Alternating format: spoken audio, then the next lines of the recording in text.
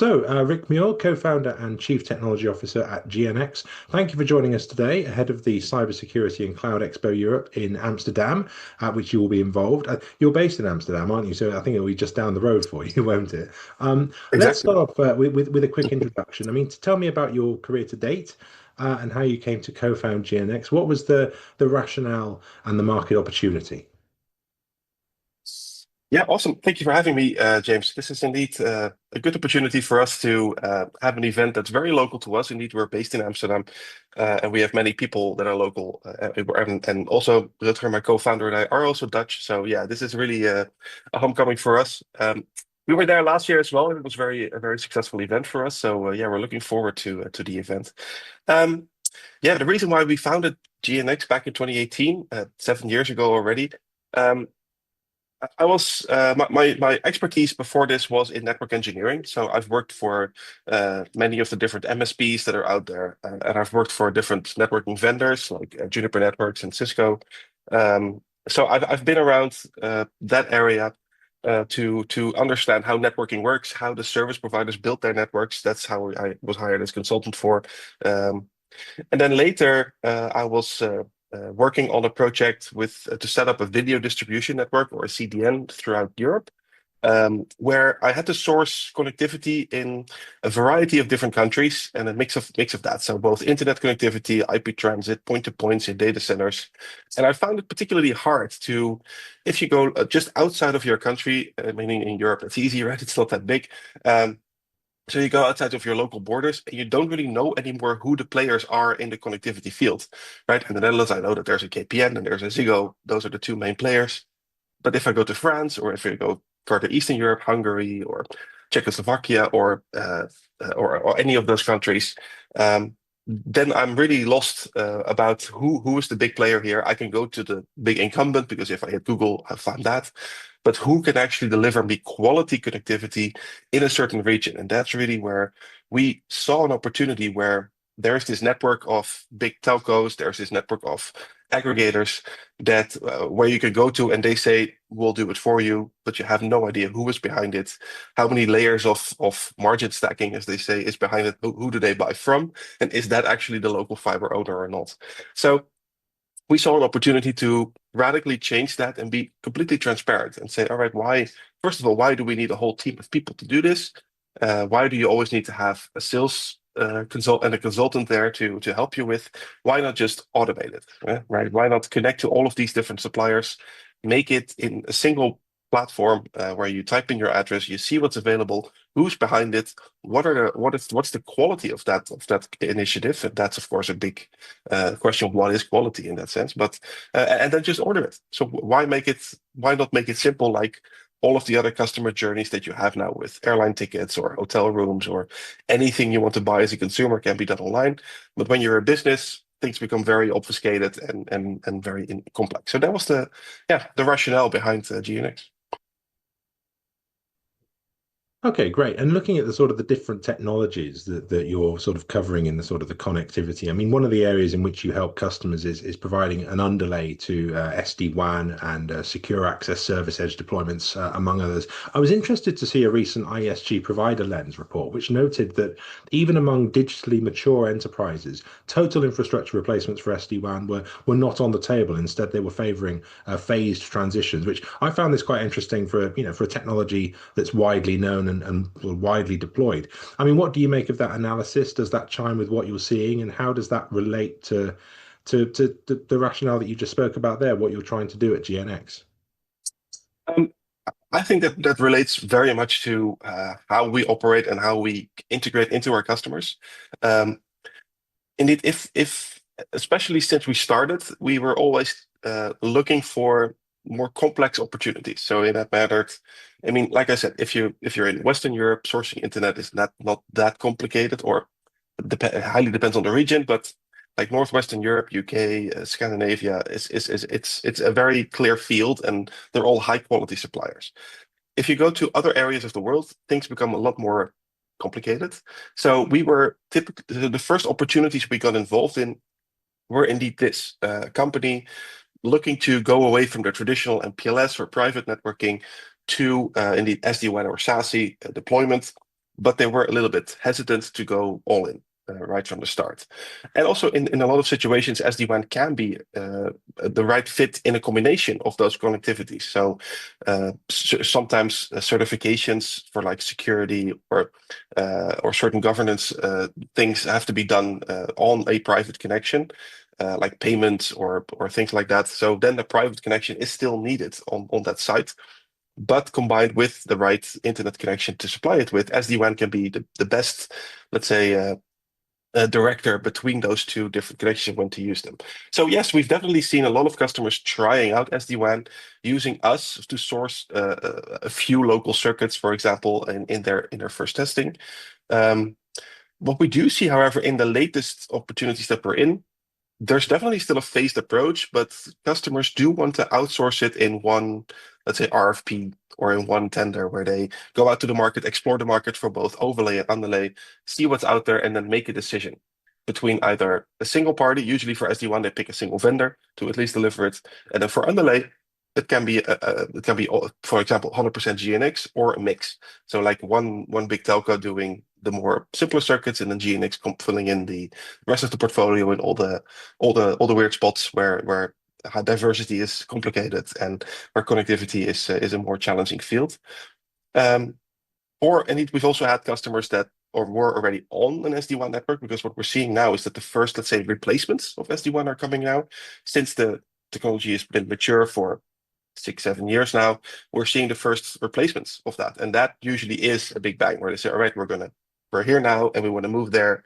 So what's the project? And usually, of course, that's not a big bang. That's always a 6 to 9 to 12 months operation, depending on the size of the company. But it's a little bit of a mix. But I'd say I'm definitely interested in reading the report after this. But yeah, I'm definitely seeing that the opportunities that we are getting involved in are getting larger and larger. So customers are feeling more comfortable uh, doing outsourcing larger parts of their estate at a single time. Okay, great. But talking about this sort of one RFP, one tender, sort of one size fits all. I mean, we're going to be talking Mhm. about what you're discussing at the event a bit later on, but I know you're going to be discussing one of the points of discussion is going to be how traditional SLAs no longer cut it. I remember articles from a decade ago which promised the cloud would spell the end of the traditional SLA, and we've gone from cloud enabled to cloud first. Maybe we're Yeah. going to be taking a step backwards a little bit. I'm seeing sort of cloud smart as the term du jour these days, where it's a little more nuanced. But sum up this sort of for me. What would you say to companies who are sort of still clinging on to this traditional SLA, particularly now we're moving from, as I said, cloud enabled, cloud Mhm. first, cloud smart to where we are now? How would you assess that? It's a great question, and I love that you ask it, because it's definitely one of the key things that I usually want to talk about with customers if we get the chance to do it. Because indeed, if as soon as you're in an RFP project, specs are usually locked down in the requirements, and then we have to deal with what's asked for. Um, but if we are earlier in the stage with the customer, and we talk to customers in an early situation where we say, all right, what is it that you want with your underlay network, and what do you think we can achieve? Because if you talk to the SD-WAN vendors, they'll say, just get me an internet connection, I'll make it work and I'll make it great. But if you source 2 or 3 internet connections with 5% packet loss, there's not much an algorithm can do to fix that. There's still packet loss. So you still have an issue that needs to be fixed. Um, so high quality network underlays are, like they were with private networks, still a critical element of your business connectivity, of your business continuity actually on the site. And we always talk about, or we tend to talk about telecom or connectivity as sort of a necessity that we need, like power and water. But I mean, the quality of power I get is consistent all across the board. There may be a little bit of outages depending on where I live, but overall it's the same quality power. With internet, it's a huge variety of solutions that I can get with a different set of skills and specifications that this particular solution has. So people don't really, and that's my problem with SLAs. In an SLA, the only thing they care about is the link up or not. There's rarely a specification about what level of quality does the link need to be to actually be matching the SLA. Because I can give you a connection that is 100% up, but it's going to be very bad performing, right? It's going to be low bandwidth, it's going to be having issues, but I can guarantee you it's going to be up 100% of the time. So I match my SLA. Or there's like this rough SLA that it needs to be within 80% of the required bandwidth or something. But with the higher speeds, I mean, there's a huge window of quality difference then between the providers. So what we try to do is try to customers, and specifically in this cloud first, or like you said, cloud smart world, where people sometimes don't even know where their data is, right? They upload it to some SaaS provider, and then they're hosting their data somewhere in the world, but where they can only tell you, for example, a region. It's in Northern Europe. Well, that's quite a big region. And if you go from all the way north to south, the latency that you need to bring that data back and forth can be in like the tens of milliseconds, like 40, 50 milliseconds. So for every request that to your new data, where it used to be stored in your office building, and now it's stored somewhere in the south of, if you're based in Spain and it's hosted in Frankfurt somewhere, that data needs to travel all across Europe all the time. You'll feel that, and it's not bad. I mean, latency is everywhere, and it's part of being on the world because you need travel distance. But there's definitely a high variety in differences in how good the quality of the network provider is and how good they source their circuits to reach certain destinations that are important to you. So we try to do with the customer when we're in that early stage, when it's not a big RFP where everything is locked down, we try to engage with them and see, all right, where do you know where your data is? So which providers do you involve in? Which clouds do you use? Which regions? And how and what data is positioned there? Is there part of that requires specific low latency needs, or is there specific bandwidth guarantees that you may need? So that's why I say SLAs are just a piece of paper, right? In the end, if you break the SLA, you pay a little bit of monthly term, you pay a little bit of money back to the customer, you give them some credits. In the end, they experience the big downtime if the SLA wasn't matched. So would you rather have a quality connection that is up and specific to your needs, or do you want everything locked down in the hardest SLA that's possible?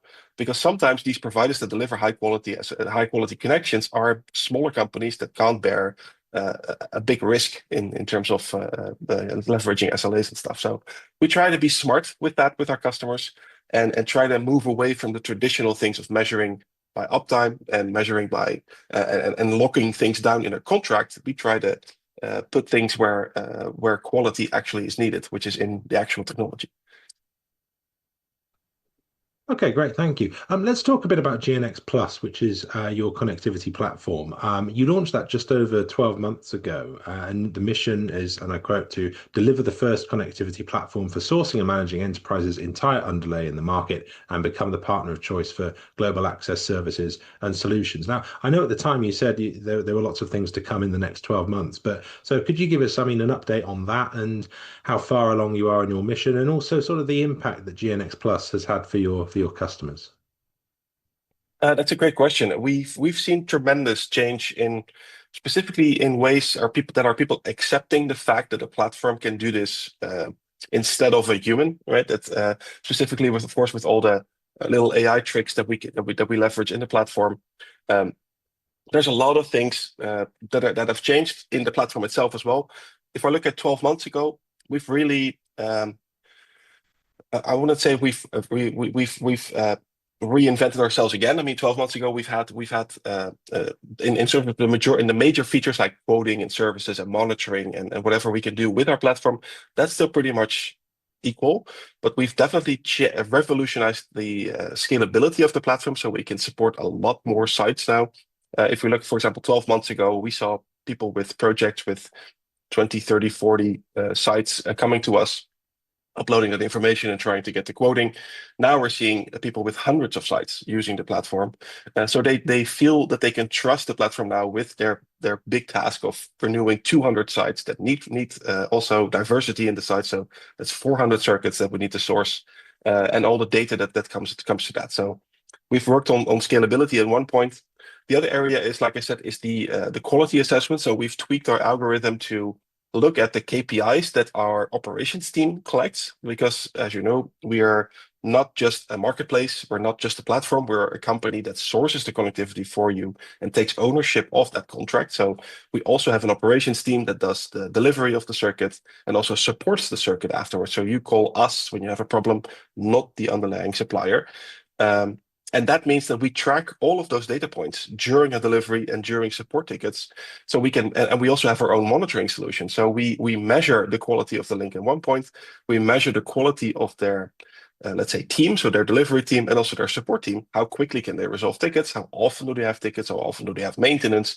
And all of that data combined gives us, every time we deliver a new circuit, gives us more intelligence for the next customer that wants to source a new circuit, where we can show you, hey, this provider is cheaper, but the one below that is 15% more expensive, but the quality is like 2x, right? We see so much better performance out of this connection from the same bandwidth in the same region.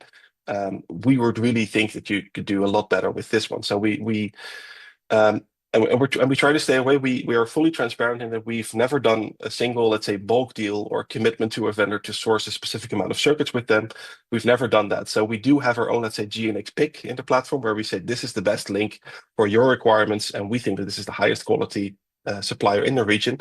That is never based on sales. It's all of the circuits that we have are we're working on a flat model with all of our vendors on the same commercial model that we serve to our customers. So there's no incentive for us to pick a certain supplier, but we only do that based on the data that we have. So we've really focused on data-driven decision making, and showing that to our customers. So that has been a major shift in the platform, where we're now exposing that intelligence in our algorithm to our users.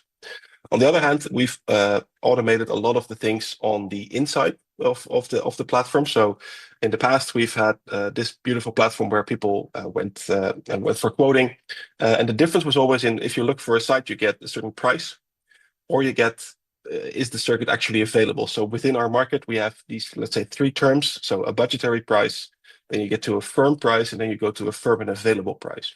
That last stage, of course, is the most important one, because then you know that the circuit is actually deliverable on the site. And within our market, they use the term leakage for that. So the amounts of orders that are placed that cannot be fulfilled in the end because a certain availability is just not possible. That percentage is rather high. That can be in the 10 to 20% region, easy, with some of our competitors. Within us, it's under 1%. Since we've started GNX, we haven't been able to deliver only a handful of circuits due to a variety of reasons. But we pride ourselves in having the best. If we say a price is firm, the price is firm and it's available. So we've really worked on working with a lot of APIs in the background with our vendors to check availability, working with, and again, ensuring that that data is actually relevant. So we don't take pride in connecting 400 APIs to 400 vendors. We connect to about 100, 150 now, somewhere in that range. But we know that the quality we get from the data is absolutely perfect. So like I said, we take pride in making sure that if you see a firm price when you search for a circuit, you will know that it is orderable and deliverable. And that is something, unfortunately, quite unique in the market. Well, it's interesting though. You say 200 sites, 400 circuits, 2x quality, under 1%. I mean, these are really interesting numbers, Rick. Could you sort of take the sort of theoretical that you've been speaking about there and sort of give us an idea of kind of the practical, if you like? Could you provide an example of a specific, customer success story based on what you've been speaking there, and take us through the kind of the journey from the concept to the rollout, and the pain points that the customer was having and how they were solved? Yeah, no, definitely.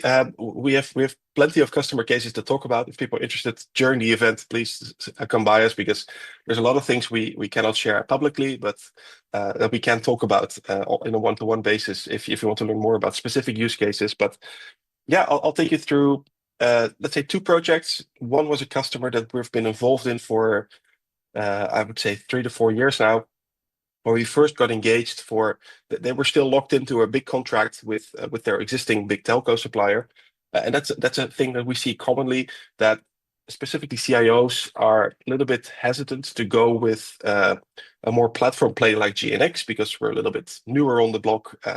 We don't have a staff of hundreds of people to support them, but we have to give them trust that we can deliver those solutions. So for them, it's easy to just sign the signature on the renewal of their existing telco contract. They know what they had. It's maybe not as perfect, but at least it doesn't keep them awake in the weekend with issues. So they're okay with that, even though they spent a few million more than they would need to.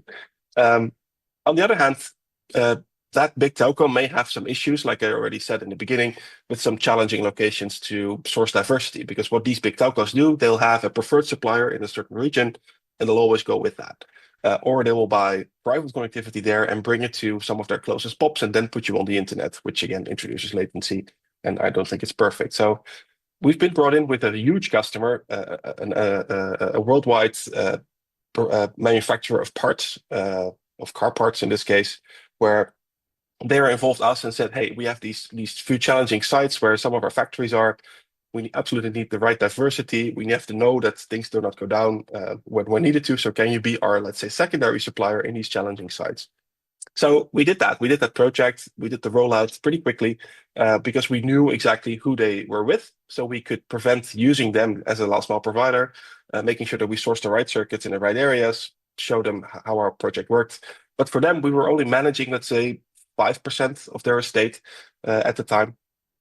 And only recently, they came back and said, "We're so happy with you guys. We're now going to gradually phase out this big telco provider because we're seeing that you guys just deliver a much more agile service. If we ask you for a quote, it gets back immediately or ultimately in, let's say, 24 hours to us with a firm and available price. Diversity has been great. We've never had any big issues there.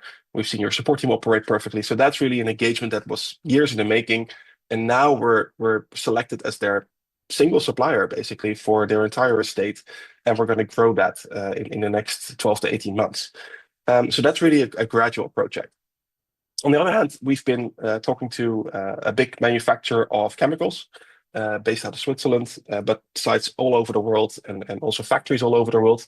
We see that our model really fits with that particular set of customers that have where connectivity is absolutely crucial for their operation. And of course, everybody says that, but if you're a consultant or if you're like us just chatting on a Teams call, if the internet goes down here, I walked out to a coffee shop and I go there on the Wi-Fi and I'm back online and I can keep working. But in a factory, you can't, right? I mean, if the connection goes down there, the production stops and everything comes to a halt. So that's where we see that our model really fits with these companies that are that have a good global presence, with sites that absolutely need connectivity to run their business. And we were engaged with this chemical company since mid last year, I think.